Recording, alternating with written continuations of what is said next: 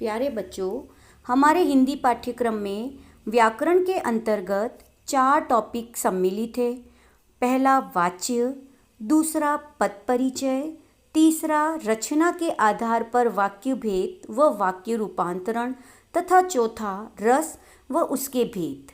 अभी तक हमने वाच्य व उसके भेद के बारे में पढ़ा। आज से हम व्याकरण का अगला टॉपिक पद परिचय पढ़ेंगे। पद परिचय पढ़ने से पहले हमें यह जानना होगा कि पद किसे कहते हैं तथा पद को जानने से पहले शब्द के बारे में जानना आवश्यक है। शब्द आपने पिछली कक्षाओं में पढ़ा होगा कि एक से अधिक वर्णों के मेल से बने सार्थक वर्ण समूह शब्द कहलाते हैं, जैसे सोहन, खीर, मीरा, खेलता, शतरंज इत्यादि। दूसरे शब्दों में यह भी कहा जा सकता है कि शब्द वर्णों के मेल से बनते हैं। शब्द सार्थक वर्ण समूह या अक्षर समूह होते हैं। शब्द स्वतंत्र रूप में प्रयुक्त होते हैं।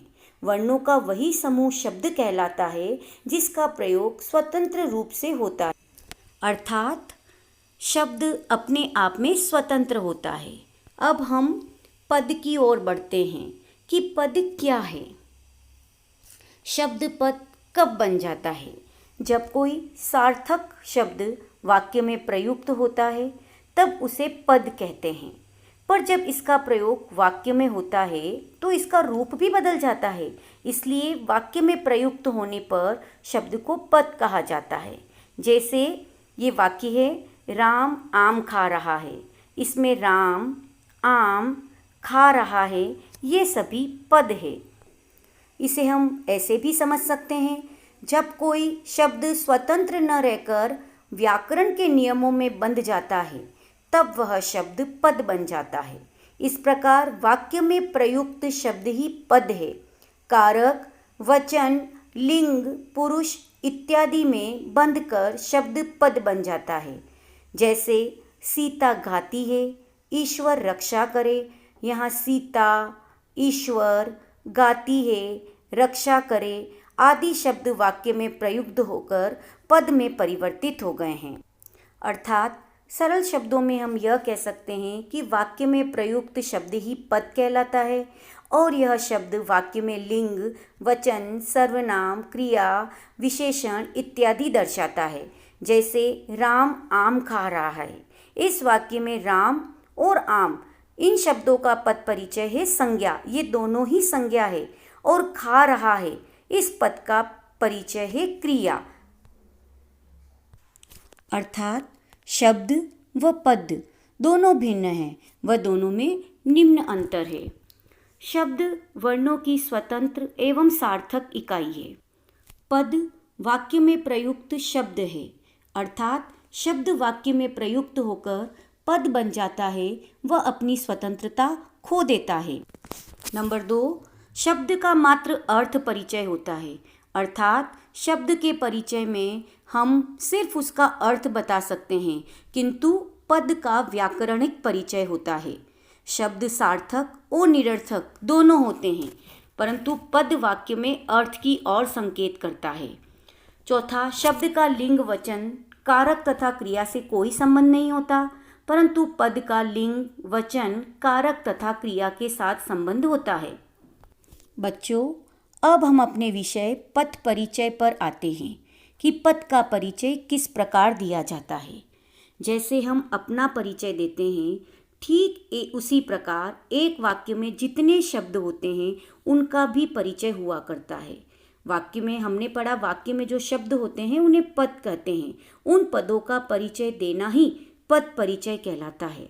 अर्थात जब तक हम शब्द की तरह स्वतंत्र हैं, हमारा निश्चित परिचय है, जैसे हमारे स्वयं का नाम।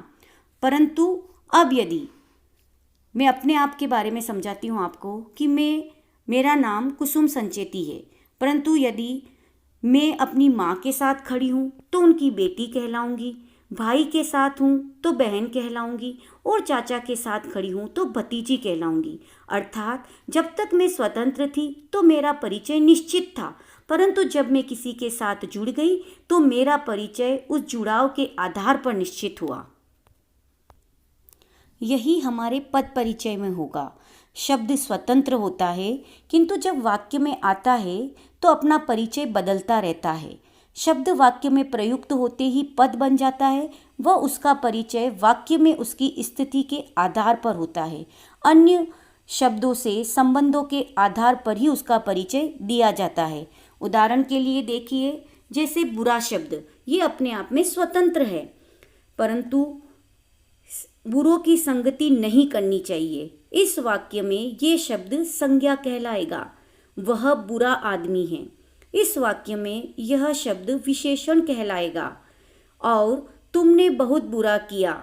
इस वाक्य में बुरा शब्द क्रिया विशेषण कहलाएगा, अर्थात इस शब्द ने वाक्य में अपनी स्थिति पर, वाक्य में ये किस जगह पर आया है, उस जगह के स्थान पर इसने अपना परिचय बदला है। प्रथम वाक्य में संज्ञा के साथ ये बहुवचन है, पुल्लिंग है और की विभक्ति साथ जुड़ी है, इसलिए यह संबंध कारक है। दूसरे सेंटेंस में वह बुरा आदमी है, यहाँ पर ये बुरा विशेषण है, गुणवाचक विशेषण है और पुल्लिंग है, एक वचन है तथा आदमी विशेष्य की विशेषता है। तीसरे सेंटेंस में तुमने बहुत बुरा किया। इस वाक्य में बुरा कार्य की विशेषता है, क्रिया की विशेषता बता रहा है, इसलिए यह क्रिया विशेषण है। इस प्रकार हमने पढ़ा कि पद परिचय में किसी पद का पूर्ण व्याकरणिक परिचय दिया जाता है।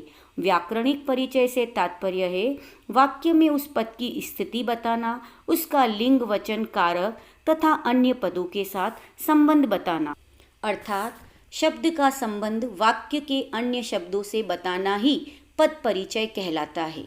शब्द के दो मुख्य भेद होते हैं, विकारी शब्द और अविकारी शब्द। विकारी शब्द के अंतर्गत आते हैं संज्ञा, सर्वनाम, विशेषण, क्रिया, और अविकारी शब्द के अंतर्गत आते हैं क्रिया विशेषण, संबंध बोधक, समुच्चय बोधक तथा विस्मयादि बोधक। अगली कक्षा में हम संज्ञा का पद परिचय से प्रारंभ करेंगे।